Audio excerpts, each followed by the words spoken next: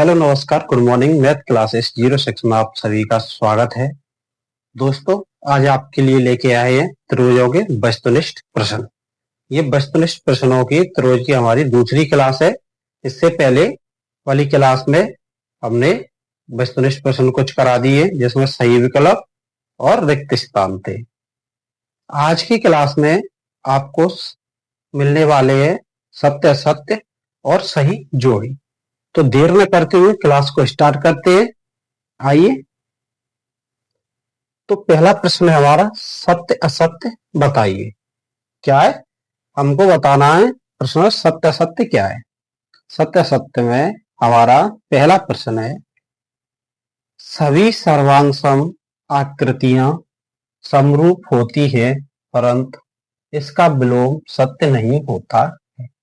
हमसे पूछा गया है प्रश्न में कि सभी सर्वांग जो आकृतियां होती हैं वे समरूप होती है परंतु इसका विलोम का मतलब है इसका उल्टा सत्य नहीं होता।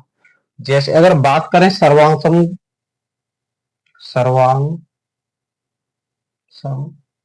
जो आकृति है हमारी आकृति सभी क्या होती है, सभी क्या होंगी समरूप। क्या होंगी समरूप होंगी। सभी क्या होंगी समरूप होंगी। मगर जो समरूप है वो सर्वांग सम नहीं होंगी। क्या नहीं होंगी। हमारी सभी समरूप आकृतियां सर्वांग सम नहीं होती है। क्या होती है समरूप सर्वांग सम तो होती हैं मगर उल्टा नहीं होती। उल्टा कैसे, उल्टा ऐसे कि जो समरूप आकृतियां होती है ना हमारी समरूप आकृति क्या नहीं होती सर्वांग सम नहीं होती। सर्वांग सम नहीं होती। समझ में आ गया आपके।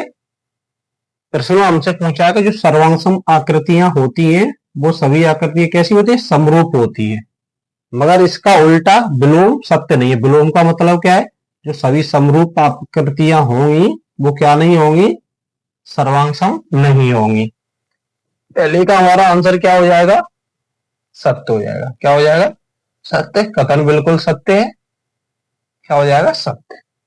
अगला प्रश्न है हमारा दो आकृतियों के आकार असमान होने पर वह समरूप आकृति कहलाती है। दो आकृति हैं और उनके आकार असमान हैं तो आकृतियां समरूप कहलाती है।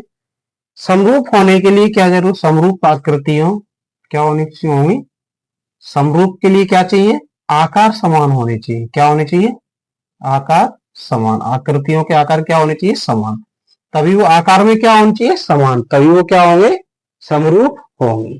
ठीक है, पहला वाक्य क्या हो जाएगा। दूसरा हमारा कथन असत्य दिया हुआ है। आकार का समान होना क्या है जरूरी है। इसमें पूछा वो बताया हमें असमान, समान होना जरूरी है। बात करते हैं अगर यहाँ पे अगर बात करें हम सर्वांग सम की तो सर्वांग सम के लिए क्या चाहिए सर्वांग सम। तो सर्वांग सम होने के लिए आकार और आमाप दोनों समान होने चाहिए। आकार और आमाप मतलब उनकी माप भी क्या होनी चाहिए समान होनी चाहिए। ठीक है, अगला प्रश्न है हमारा समान लंबाई की भुजा वाले सभी समबाहु त्रिभुज सर्वांग सम होते हैं। समान लंबाई की भुजा वाले सभी समबाहु त्रिभुज सर्वांग सम होते हैं। तो हमसे प्रश्न में पूछा है कि सभी समबाहु त्रिभुज सर्वांग सम होते हैं। सर्वांग सम, यहां प्रश्न में सर्वांग सम की जगह क्या हो सकता,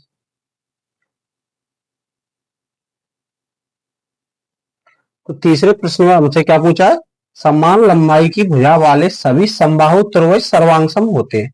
हमसे सर्वांग सम पूछा है कैसे समबाहु त्रिभुज जिनकी भुजा की लंबाई क्या हो समान हो। दो इस क्या दिए हमें त्रिभुज दिए। कौन से त्रिभुज समबाहु। कौन से समबाहु, दोनों ही क्या त्रिभुज हमारे समबाहु है। समबाहु जिनकी भुजा की माप है वो क्या है बराबर है 4 मीटर। 4 मीटर सभी की। इनकी भी क्या है भुजा की जो लंबाई है इनकी माप है वो क्या है समान है। हमसे पहले ही कह दिया कि समान लंबाई की भुजा वाले, तो हम क्या चाहिए सर्वांग सम होने के लिए आकार समान चाहिए और माप भी समान चाहिए, तो हमारे क्या हो जाएंगे, जो हमारी आकृति होंगी वो कैसी होंगी, सर्वांग सम। तो इसका आंसर क्या हो जाएगा, सत्य। आंसर क्या हो जाएगा, सत्य। आइए चौथा प्रश्न है, सभी समद्विबाहु त्रिभुज सदैव समरूप होते हैं। हमसे पूछा है कि सभी समद्विबाहु जो त्रिभुज होते हैं वो हमेशा क्या होते हैं, समरूप होते हैं। समद्विबाहु त्रिभुज, तो अगर त्रिभुजों की बात करें तो केवल समबाहु त्रिभुज ही हमारे क्या होते हैं, समरूप होते हैं। क्या होते हैं, समरूप। और बाकी और सभी त्रिभुज कैसे होंगे, तो समद्विबाहु त्रिभुज कैसे होंगे हमारे, कैसे के सदैव समरूप होते हैं। तो ये क्या हो जाएगा हमारा वाक्य, असत्य। समरूप नहीं होते हैं, समरूप नहीं होते, क्या हो जाएगा, असत्य। क्या हो जाएगा, असत्य। अगला प्रश्न है, दो समरूप त्रिभुजों की संगत भुजाएं समानुपातिक होती है। हमसे पूछा है कि दो जो समरूप त्रिभुज होते हैं उनकी संगत भुजाएं समानुपातिक होती है। प्रश्न में हमसे पूछा है दो समरूप त्रिभुज जिनकी संगत भुजाएं समानुपातिक होती है। तो वाक्य हमारा क्या है, सही है। दो संगत भुजाएं क्या होती है, समरूप त्रिभुजों की संगत भुजाएं क्या होती है, समानुपातिक होती है, सत्य है। वाक्य हमारा क्या है, सत्य है। आइए अगला प्रश्न हमारा, सही जोड़ी बनाइए। तो सही जोड़ी मिलान करते हैं। तो सही जोड़ी में हमसे पहला प्रश्न पूछा है कि त्रिभुज समरूप होते हैं। क्या त्रिभुज समरूप होते हैं, तो आपको मैंने बताया कौन से त्रिभुज समरूप होते हैं, जो हमारे समबाहु त्रिभुज होते हैं वो क्या होते हैं हमारे, समरूप। ये वाले जो समबाहु त्रिभुज होंगे वो क्या होंगे, समरूप। तो प्रश्न पहले का आंसर क्या हो जाएगा हमारा, 4। जो हमारे समबाहु त्रिभुज होंगे वो कैसे होंगे, समरूप होते हैं, रूप में क्या होते हैं, एक समान होते हैं। आइए अगला है, आधारभूत आनुपातिक प्रमेय। आधारभूत आनुपातिक प्रमेय क्या होती है, आधारभूत मतलब ऐसी त्रिभुज की भुजाएं जो अनुपात में क्या हो, आनुपातिक हो, भुजाएं क्या हो, आनुपातिक हो, वो हमारी क्या कौन सी प्रमेय कहलाती है। प्रमेय का नाम बताना, उस प्रमेय को हम कहते हैं थेल्स प्रमेय। जो इस टॉपिक के अध्याय 6 के जो हमारे सवाल है वो सभी किस पे, इस थेल्स प्रमेय के ऊपर दिए हुए हैं। किस पर, थेल्स प्रमेय। आइए तीसरा प्रश्न हमारा, सभी वर्ग होते हैं। हमसे पूछा सभी वर्ग होते हैं। जो वर्ग होंगे हमारे कैसे होंगे, सभी वर्ग रूप में समान होते हैं। वर्ग क्या होते हैं, आकार में एक जैसे दिखाई देते हैं। तो सभी वर्ग कैसे होंगे, समरूप। कैसे होंगे, समरूप। अगला प्रश्न है, दो समरूप त्रिभुजों की संगत भुजाएं।